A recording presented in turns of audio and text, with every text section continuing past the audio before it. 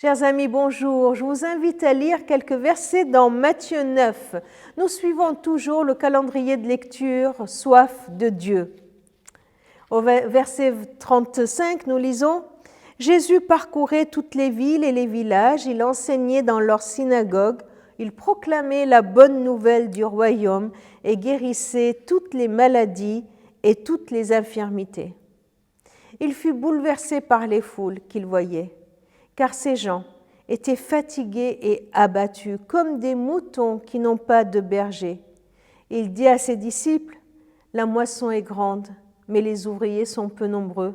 Priez donc le maître de la moisson d'envoyer des ouvriers dans sa moisson. » Un texte connu, un texte qui m'interpelle en cette nouvelle année 2026. Je trouve dans l'exemple de Jésus plusieurs pistes, plusieurs attitudes que j'aimerais imiter.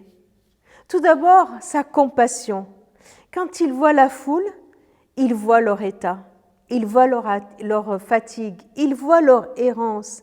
Il n'est pas dans la critique, mais dans la compassion. Cela m'encourage parce que cela me fait dire à nouveau que dans cette grande foule qu'est notre humanité, Jésus voit chacun de nous et il me voit moi. Il me voit avec mon besoin, il me voit dans quel état je suis. Et cela m'encourage, quand je vois ceux qui m'entourent, de ne pas voir juste une foule, mais de voir chaque individu avec son besoin, avec sa fatigue, et avoir compassion pour chacun.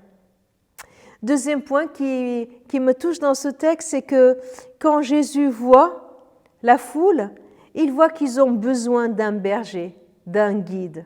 En 2026, toi et moi, nous aurons encore besoin d'un guide, besoin d'un berger. Croyons aussi que le monde qui nous entoure a besoin d'un guide.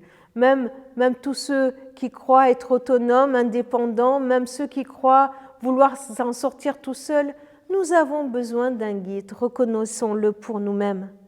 Et voilà Jésus qui montre une solution, qui nous donne une solution, c'est de prier, d'entrer dans cette compassion avec le Maître et de prier pour le monde, et de prier parce que le Maître veut envoyer des ouvriers dans sa moisson. Il veut le faire. Alors prier, c'est être complice avec lui, collaborer avec lui pour compter sur le Maître, pour répondre à nos besoins et aux besoins de ce monde. 2026, la moisson est abondante, ça c'est une bonne nouvelle.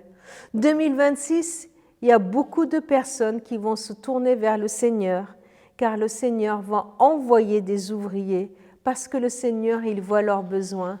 Alors collaborons avec lui et prions.